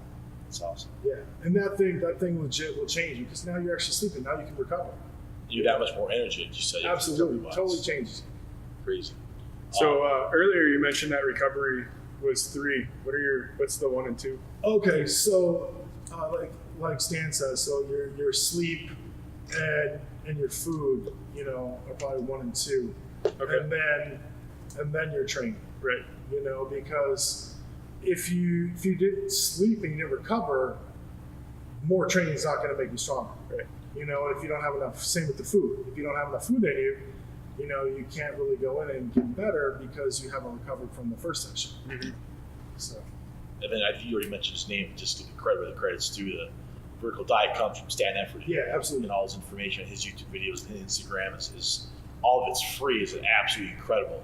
And we've all taken strides at it. Oh yeah, I've been doing the vertical diet for about a year now, and I've packed on like 20 pounds. But you're a lot leaner too than you used to. Yeah, and I've leaned down. You've changed tremendously. Yeah, it helped me out a and lot. Nick as well. He's a pair of shoulders now and some traps. Yeah, look at him go. He Yeah. looks like a man finally. Yeah. Are you pretty strict on it? Pretty good on it? Yeah, I'm pretty good about it. One thing I've been doing is adding a lot more greens and fats at the end of the night, not eating carbs, which has helped me. Because the way I set up, I'm pretty systematic how I eat, and I didn't think about it. I'm like, man, I'm 20 pounds heavier. No wonder why I'm fucking beat up. So then I started increasing everything a little bit, and I was eating some rice in the morning with my breakfast. I pulled that out. Try to eat more carbs before and after training time now. I don't do potatoes. They make me gassy as hell. You love white rice, though, right? Yeah, but I eat rice. That's primarily where I get my carbs. Besides, like Gatorade before or when I train and stuff. So. And I explain to people, it's not necessarily the diet. It's more so trying to get all your nutrients and vitamins through food. Exactly, because I don't do supplements anymore. Because they would tear me up. Yeah, so you're if you don't like potatoes or like that, then you just switch with something else. Yeah. It's not a huge deal. You know, like he says, and I'll say the same thing is I'm not going to eat liver, so I take a cod liver oil pill. Yeah. You know, and different small things like that. You know, where you're not going to eat sugar, you're going to supplement. He kind of says he doesn't take a lot, but I don't think he tells the full story. I think if you pay him to be your trainer, he'll give you more info. Yeah. But for the majority, I totally agree with him. I mean, you don't essentially need protein shakes. Protein shakes are convenient, they taste good. Yeah. I really haven't used them because I'm eating so much beef and stuff like that. And it may affect your stomach different too all of a sudden. You know, because this whole premise is built on easy digestion. Yeah. And you throw a protein in there, they may have something you're not used to, and that can gas you out in 10 minutes, right? Yeah. And you kind of asked about my carbs in the morning, and maybe too, it's effective for me. Yeah. It's because I'm sitting all day, so I don't really need those carbs right away. Mm-hmm. Yeah. Essentially 2.5 hours after I wake up, I'm going to get carbs in my rice, but I might not need it because I'm going to drive 45 minutes to work. Exactly. And then I'm just going to sit. Well, there's some huge science behind that. We were talking about the other day. Yeah, so So Nick, you do that, right? You don't. I don't do carbs for the first 2 hours of the day. Your growth hormone pulse peaks 2 hours after waking up, and it has kind of like an inverse relationship with cortisol. So if you happen to eat carbohydrates right away in the morning, like a bowl of cereal or some orange juice or something like that, it's about the worst fucking thing you could do. Your insulin sensitivity is highest in the morning, and it slowly kind of decreases throughout the day. So if you eat those carbohydrates right away in the morning, you have an insulin spike to help your body clear your blood sugar. Your cortisol is going to go down. Your cortisol is what's keeping you awake. So your cortisol is going to drop. You're going to get tired, and your growth hormone is going to drop as well with that. So, growth hormone is desirable because that's going to help with lipolysis. It's also going to help you recover, fill in that hole that we were talking about that you dig from training. Yeah. So for me, I feel a lot better when I don't eat carbs for the first two hours of the day. As far as like what I notice body composition wise, not anything huge. And I'm not going to sit here and say that like, I dropped 3% body fat doing that. Maybe leaned out just a little bit, but I'm feeling better throughout the morning. I'm thinking clearer. I'm not as tired early in the morning. Yeah, I changed that up a few weeks ago after we talked about it. I do feel a lot better. And the one thing you guys have both brought up in the past, you do a little bit different, but you just brought it up. The dextrose and the fructose right after your workout, you said, is it Gatorade, and where do you incorporate that? Okay, so I actually buy both of the supplements. I buy the big dextrose, the big orange container, and then I buy fructose. If you didn't want to buy fructose, you could do orange juice instead. I don't know why, but I bought the dextrose fructose, and then and then I put a little bit of this glutamine stuff that's already pre-flavored, so then it tastes good. So then I slam that after my workout. So no protein, just those. No, and he says that slows down everything, the protein and stuff like that. So is it ever intra-workout or always post? It's always right after. Okay. Right after that I have that. The only thing we didn't talk about was like the orange juice that I do with all the meals too. I do like 4 ounces or whatever. Yeah, like 3 to 4 ounces of OJ. Yeah. I guess I do that in the morning too. So I do get some carbs in the morning through the fructose. Yeah, that's the one thing I did keep in was I have it's like 6 or 8 ounces of orange juice. Yeah, I don't do that much. I think he says like 4 ounces. So. And then back to training real quick here for you. You're a huge grip strength guy. Yeah. So how do you incorporate throughout is it when you feel like it? Is it scheduled? How do you incorporate that?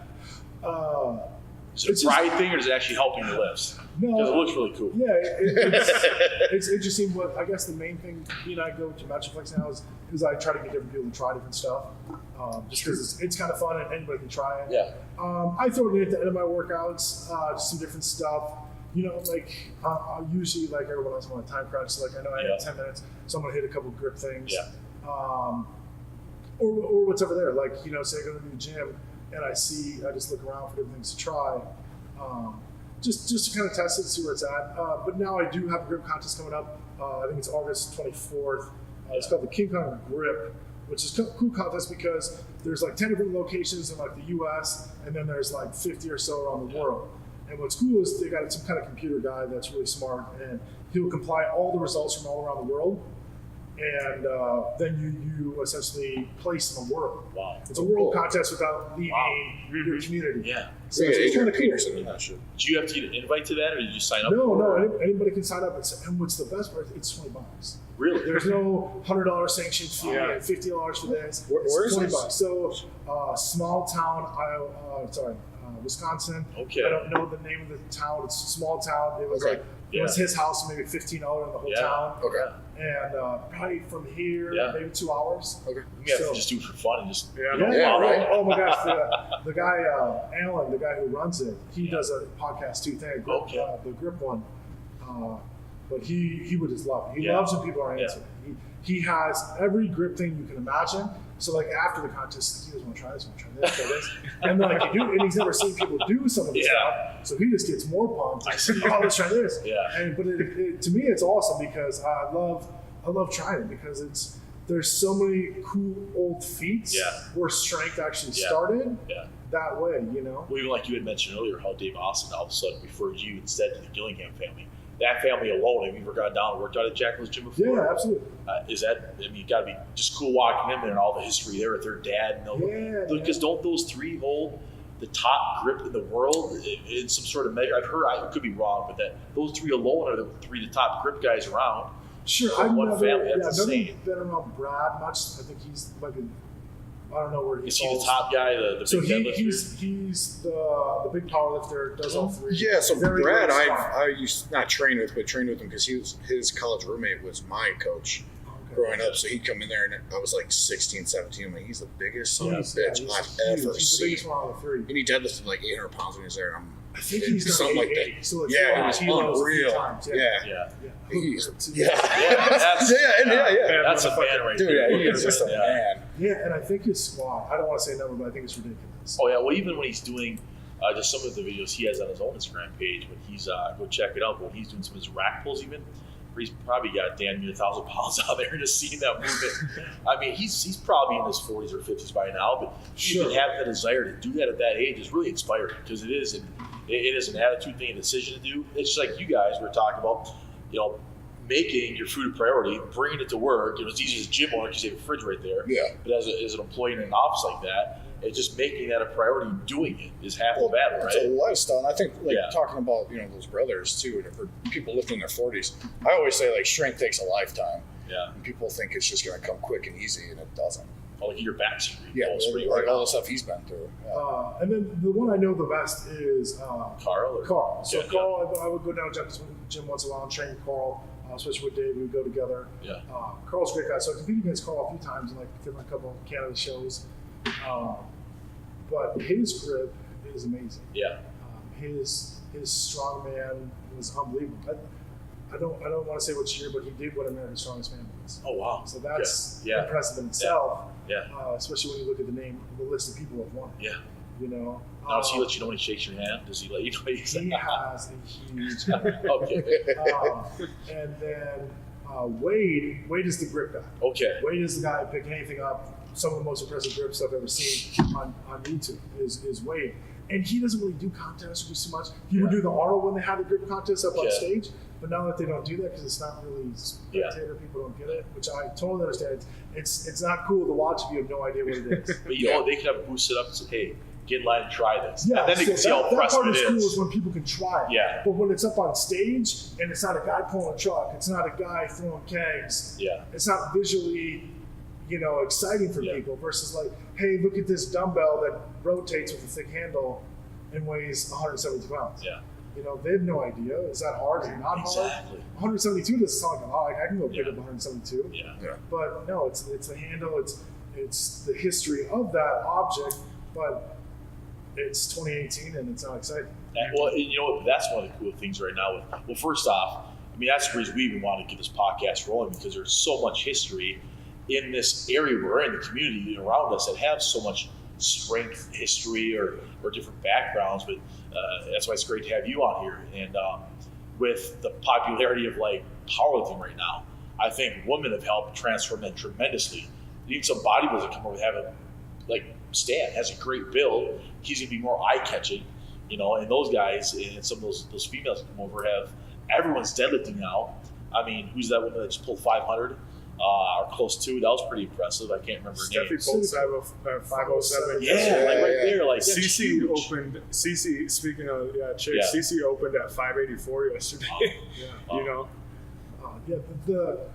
It's so crazy in the last 10 years of strength sports where when I first started, like a 700 deadlift was pretty good. Like, Yeah. that was a really good number. Yeah. Like to do 800, like Yeah. you're the man. Like Yeah. 800 was unbelievable. Yeah. Yeah, now it's there's- 900. Now, yeah, like you got to pull over 400 kilos for it to Yeah. be decent. You know, like Exactly. you want to be on YouTube, like you Yeah. got to move some serious weight. Man. Well, that's even like the showdown at the World Series or at the Arnold this year, when you know, everyone expected probably Brian Shaw to go up there and just dominate, maybe, and Thor goes out there and just makes it look silly, just crazy. Yeah, and so when I was watching it, I was like, "There's no way Thor's going to pull this." Yeah. and he did. I knew Shaw that was like kind of at his max, Yeah. and but I thought in my head, "There's no way Hafthor can pull this." Yeah. But what that tells me that when he changed his diet to this, like how awful was his diet, his sleep, and everything else before that. Yeah. Like he's unbelievable. I would Thor love you're to go- talking about? Yeah, he's Yeah. top 2 in the world. Yeah. Obviously, he's one of the world's strongest man. But before the vertical diet, like how bad was Yeah. his sleep? How bad was his diet? Yeah. You know, Well, it could have been must one have been day. so bad where Yeah. I don't care what you do. Yeah. There's no way that you can get that strong that fast without by just changing your diet, unless it was that bad. It Yeah. may have been. I mean, you look at a lot of those guys who are either, you know, wide receivers, naturally cut and doesn't have to work on his running skills, right? Yeah. And just doesn't do it. And those are the guys who you cut from the NFL. And then there's guys who are naturally big. You think they just walk in and do what they want, but when they see, like you said, you had seen him in all these different events. And maybe finally he just saw that moment. And it's funny though, because after Thor had so much success, and obviously the connections they have and everything, and then Brian Shaw gets on board for vertical diet. And that'd be cool to see him rebound and come back and obviously America win it again. That'd be great. And then maybe it was a longevity thing, being that Thor had an upper hand because he was on it, you know, maybe a year or so longer than Brian Shaw was too. And I think Brian's trying to figure out, kind of like what I did. Yeah. I think he was eating too clean. Okay. He was eating a lot of the vertical diet, Yeah. a lot, but it was too clean Okay. because he came from what they want to call like a horizontal diet. Yep. He came and was doing great, not eating great food, but Yeah. high calories. And I think he didn't do that well at the Arnold and World Strongest Man. It's because he was eating too clean. Yeah. And that's kind of what I was experiencing. And I'll ask him. Yeah. I don't want to speak for him, Yeah. but like I think, and now I think he's feeling better and doing things. But I've also seen he's posting more of like not vertical diet foods, Sure. lately because Yeah. I think he realized like, hey, Yeah. I'm eating too clean. Yes, my body's looking better, but I'm in the strength game. It doesn't Yeah. matter what I look like. I need to be the strongest. Yeah. So I think he's figuring that out too, where Thor had a lot longer period to figure it out. Yes. And with Brian, I'm sure one of the things he's going through, I got to imagine it's really prideful for him actually defending all his titles, all the work he's put in. Where, like I think we had talked about this before, but Thor has Utah on the side right now. Absolutely. And Brian's got to continue to push through that and find a new way. Yeah, so Brian's 36 and Hafthor's like 29. Yeah. Yeah, so And that's a big difference that age seven too. years, man. What and it took Hafthor. I mean, before he won Worlds this year, he was the strongest guy to ever win it. Yeah. He has more potential than probably anybody that's ever done the contest. It's just he finally put it together. Yeah. He's had how many second places and all that, and he's never really done great at the Arnold, but now that he kind of figured some things out, now how do you beat him? Yeah, and the great thing about him, what you give him credit for, because I think I heard Eddie Hall talk one time about that. He thought once Thor, if he did win it, he would just retire and go into movies and become a big star. But the more I hear his different podcasts and stuff that Thor's talking about, he wants to repeat it now, which I think is great. To see that, hopefully rivalry between him and Brian for a few more years will be awesome to see, versus just kind of like accepting and moving on. Yeah, and I think Strongman, in a sense, is getting a little bit more popular in the sense of I think more athletic, more bigger people are doing it. Yeah. Maybe not in the sense of like people knowing what Strongman is, but I think there's a bigger population of people who are probably naturally good at doing it. And so now Shaw is having to compete against a lot better people versus Marius didn't have that. Yeah. Marius didn't, he every year he was going to win. But now, let's say we were to predict 2019. Yeah. I don't know. Yeah. I mean, maybe Thor, maybe not. Well, that's a whole other thing. I could be wrong on this completely, but I always think about, you see some of these defensive or offensive linemen in the NFL that used to be right back in the 70s. Yeah. But you see, I'm like, I wonder if these guys had a whole year to train for this, if they would push Brian Shaw, or if they're just that far off the radar. Who knows? Sure. I think about that all the time. Like, what NFL players, we kind of joke about it, like, what NFL players? So, like, when the Vikings had, like, Steve Hutchinson. Yes. Like, that was just one huge, thick human. Yes. Who probably would have been great at strongman. Or who's their defensive end now? The kid who is our Daniel Hunter. Hunter. Yeah. I mean, some of those guys, yeah. But I think you have to have a massive frame. I think you have to bone density. Remember Robert Gallery? Yeah, he was a Iowa. 6'8", fucking 330. Even Mike Morris is. I mean, he was what, over 6'6", and just, Iowa farmer, just big dude. Yeah, I really think you have to look at a guy with just huge bone density, like the huge lower half. Is what, in my opinion, keeps people in strong. Okay. If your legs and your calves and your ankles and your glutes are huge, I think you can stay in strongman because the weights are too heavy. Yeah.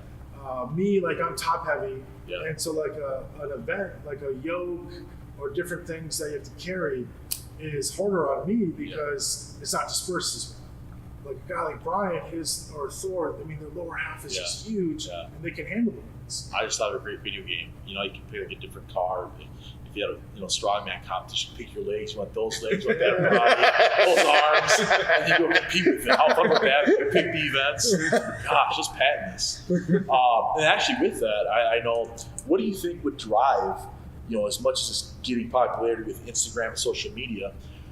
Maybe you have some insight in this or not, but do you think they'll ever get to a point where they like have a ESPN live feed or ABC Wild World Sports comes back with a live feed of Strongman versus, comes out 3, 4, 5, 6 months later, everybody already knows the results? So it's tough because there's so much downtime between events, like resetting up, and getting everything just perfect for the event. Okay. Say it's a truck roll. Now we got to bring the truck all the way back. We got to set the re-roll, and then I got to get hooked up, and I want to have everything just ready. Like, hey, move this just a little bit, get this, pull the rope tighter for me, getting everything ready. There's too much downtime. Yeah. You think they could condense it though? Just bring it on later that night. Here it is. Yeah, they could definitely air it faster, but a lot of guys that have done the show said it's a TV show. Okay. And is that hard for you guys too? Do you have, I guess naturally you're going to have the time in between events. Are you guys just eating like horses in between events? I think now people are. Okay. I think before I would go to a contest, have an okay breakfast, not a ton because I didn't want to be bloated. Yeah. And then all day I'm drinking water or bananas, just little stuff. Yeah. They're probably getting just destroyed. Yeah.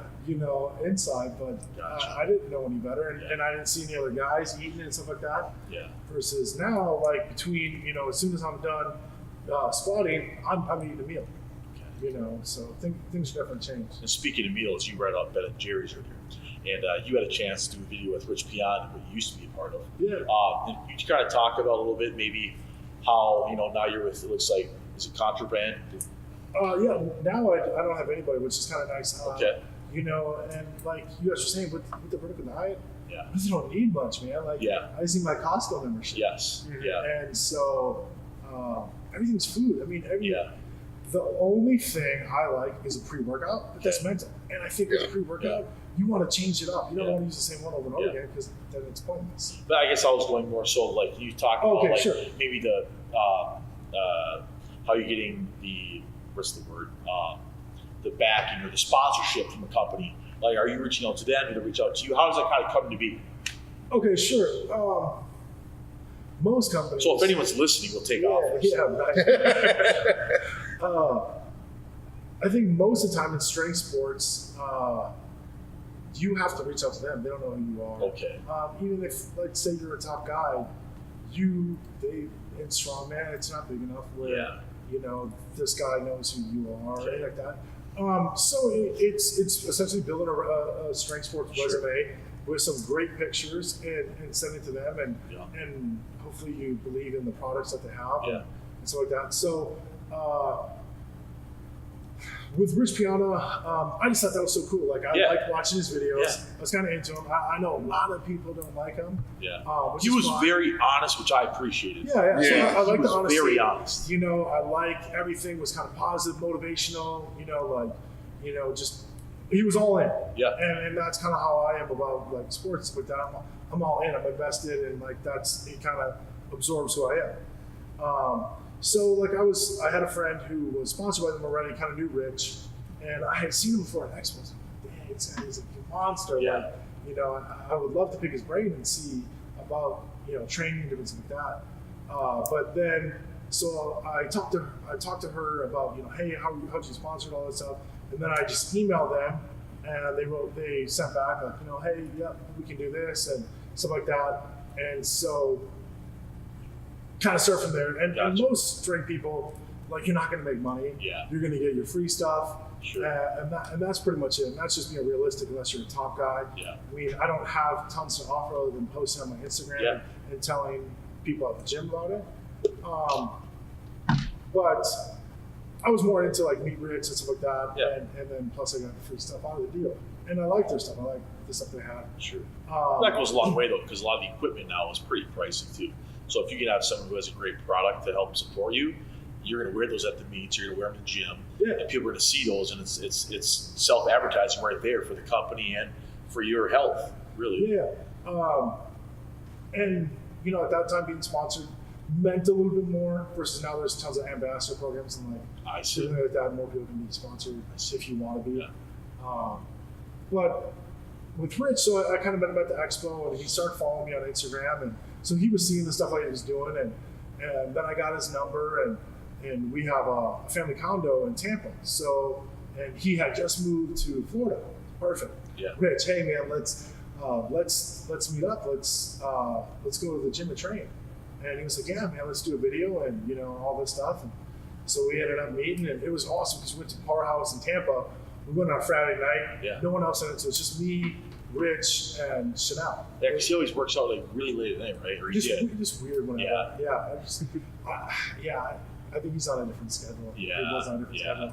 schedule. But it was awesome because I met him out of like not at an expo, not Exactly. here, not people bugging him. Yeah. And so it was cool to, you know, talk to him and figure out like who he really is. Sure. You know, like Rich is an amazing actor. Rich is an amazing talker. Because like when I would stand next to him at the expo, it was like, hey, you know, he builds you up. Yeah. Tells you how great, oh man, Yeah. great, tell me about you. And then like gives you a nickname. He builds you up because then you walk away like, Rich is a great guy. Yeah. Like, Yeah. you know, he knows what to say. He's such Yes. a people person. Yes. And such a great actor. But I got to see like the normal side of him. And what's so cool is he really is into like lifting. Like that was like legit his passion, obviously. But like, I mean, he even knew who Marius was. He knew who these guys were. He knew stuff outside of just bodybuilding, which is cool. Because I mean, even me, like I would kind of get one-sided. Like I don't know who a lot of powerlifters are. I know a couple of them. But I'm just getting into it. But like, you know, he knew who everyone was, and you know, I mean, he got it. You know, That's awesome. So for young, up and coming, want to be strong man lifters, you want to get into stuff, women, men, or even I know there's different classes now for strongman too, strongman, which is great, getting the popularity moved up, or even for powerlifting. What advice do you have to young people that, or even older people trying to get into it now? I mean, what advice do you have for them to start? Where to start at? What to do? Sure. So I think it's finding a gym that has the equipment that you want to do, and then two, working with someone that can teach you how to do it correctly. Okay. This is a really long thing, like you were saying, like it's a lifetime. Yeah. It's about getting a little bit stronger each year. Not a lot stronger, because your body can't handle it. It's almost impossible too. It's not realistic. Yeah. Okay, a lot of people do it, but then they don't last in this sport. Exactly. There's very few people that can stick around a long time. Yeah. I personally, I always looked at what Savickas did, Zadrunas, and like, so take for instance his deadlift. Every lift looks the same. There's no speed pulls, there's no this. Every lift looks the same. It's a controlled movement. Okay, well, your body can handle that. You can sustain that. Yeah. Okay, so I think for people starting out, it's and be realistic. Yep. Find a contest. Train the events, but don't care what you're going to do. Yeah. That doesn't matter. The experience you get outweighs your placing, and that's not like loser talk. That's looking at the bigger picture. And with that, though, how much great value do you get from just that experience alone doing the meet, right? That and the people you meet. Okay. Because like we talked about earlier, there's so many people who are so helpful. Yeah. So like, say hypothetically I was in the contest or you were there and there's a new person and they don't have this equipment or they don't know what to do. Like I'd be like, hey buddy, hey, like do this or do that, like try this. Okay. And you would help them, kind of coach them without being their coach per se. So, I think the people you meet, the experience you get is tremendous. For most people, they don't want to sign up to a contest that they're going to do well. Yeah. Mm-hmm. That's not important in the long picture. If your long-term goal is to do really well in the sport, you just got to jump in, and however you do right away. When people talk to you like, oh, how'd you ever do in your first contest ever? Yeah, well, some people like Brian Shaw, I won my first contest. Yeah. Well, that's not realistic. Yeah. That's not the It's a contest gonna make you hungry. Yeah, and my first couple of years, I was doing contests like every other weekend. Okay. But that's, in my opinion, yes, it maybe wore out my back a little bit or whatever. You don't know that. But it got me ready for the big shows, and it got me better at other events that I might not train. Sure. You can't sign up for a contest and be like, well, that's how a good event. Big deal. Yeah. There's 4 or 5 other events. Yeah. And now it tells you, work on that event. Yeah. Fix that. Well, it's a great message too, is just being open and willing to try something new, put yourself in that position, and then later in life, if you're someone who's experienced, being open enough and observant enough in your element to reach out to other people. Because I think we talked about a lot with all the lifters you coached, both of you, how, as much as one thing I do like about your videos on your Instagram is, for the most part, Jason, you're going to Metroflex, you're always lifting alone. Like, you're in this YMCA, push pressing 405 by yourself, a couple kids are on back, like, kind of scared looking. But then when you go to a meet, it must be inspiring because then you have 30, 40, 60 people looking at you. It must change your whole mindset when you're going on. Yeah, we kind of talk about that. The meet too Yeah. is, I guess the simple way of saying it, like I'm self-motivated. All day I'm thinking about what I'm training that day and I'm excited for it. That's not everyone. Yep. But if I train in an environment that's so low, like a YMCA, nothing against the YMCA, but for this kind of lifting, it's not ideal. And then you place me in an environment at Southside where there's 70, 80 people like cheering you on, rooting for you. Yeah. That's going to change, and get you fired up. So if I can lift big weights in a, lack of a better term, shitty environment, then now you put me in a great environment, you're going to excel. Absolutely. And that's a great way to look at it too, just finding what works for you and being open to trying new things. Do you guys have anything else to ask? No, man, I think the huge thing is, it's such a growing sport, and then, you're switching kind of gears now to powerlifting. Where do you see yourself with this in another, how old are you? 35. Oh, you got a lot of time. So, yeah, is that something you want to keep going as long as you can? I always say it's scary when the weight gets heavy, right? So if you want to keep lifting for the next 15 years or... So I've really thought about this a lot and kind of talked to my wife. Because like Strongman is like where my heart is and like what I want to do, but it's probably not realistic. I have a kid, I want to live past 35, and I don't like being in pain, because anybody who's ever had a bad injury know how it affects your attitude, how you treat people. Like you have back pain. Like I was crabby, I was rude, I would snap, and that's just being honest. It's awful. Well, it affects your everyday life. It affects everything, and then I just had to get to a point where I could train certain things, but normal life I had no pain. So then I could be a good husband, a good father. We could go on walks. We could go do this. We could go to the state fair and walk around and not be in pain. Versus, everything that hurts, I just want to nap. So now that I'm finally at this point and I want to stay healthy, I want to be able to pick things up and move and not be in pain, I think powerlifting is kind of my route to stay competitive and stay healthy. It's maybe unrealistic, but I think trying to maybe push to get into like the current Open in 2020. I think that would be a big goal for me. That's awesome. Or like Bosses of Bosses maybe next year. I think. Would you be super heavyweight at that? Or So I'm not going to care about my weight. Okay. I did that for my second powerlifting contest just this last December, where I like made this big deal to be 308, and then my weights went strong. Okay. And I weighed in. I was barely 300 pounds, and I could have been 308. But I was just so nervous about the weight that it affects that. At the end of the day, I think what matters most is your total, your number, and I don't care how much you weigh. That's a strongman in me because it's not really weight class. It's at the top level. But I think, come March, I think there's another meet at Southside. Okay. I don't want to invest a lot of money in this. I don't want to fly here, fly there just to do a contest and not make any money. It's just, it doesn't make sense. Well, there's so many put one on in the city. So if there's one 40 minutes from my house that, a sponsor will pay for your entry fee and you just have to drive there that morning, that makes more sense. So I think in March there's one at Southside that I'll really push to hit a lot bigger numbers. Sure. And that gives me some more time to get my arm healthy. Do I think a 2,000 pound total is realistic? Yeah, I think that's definitely doable. That'd be awesome. I think 2,100 would be unbelievable, but I don't see that anytime soon. Just get vertical. But I think 2,000 is realistic, and I think if I hit a 2,000, that would get me into those meets that I want to do. Yeah. That would keep me motivated and excited about powerlifting. But like just doing local small shows is not exciting. Yeah. To go win the bar benders, like that's not a big deal. I would rather hit a huge total and get fourth place than win a small meet. That like the bosses, like I'd that's something rather right go to over, right? bosses. Yeah. Get 8th place in my class. Yeah. But I hit 2,000 pounds. Yeah. I think that's more meaningful. Yeah, absolutely. I'm not downgrading any local shows. So Absolutely. I don't mean that. I just think it's way more meaningful to do a big contest. Absolutely. You're going to have better competition, most likely, too. And I think that'll more push pressure. it. Yeah.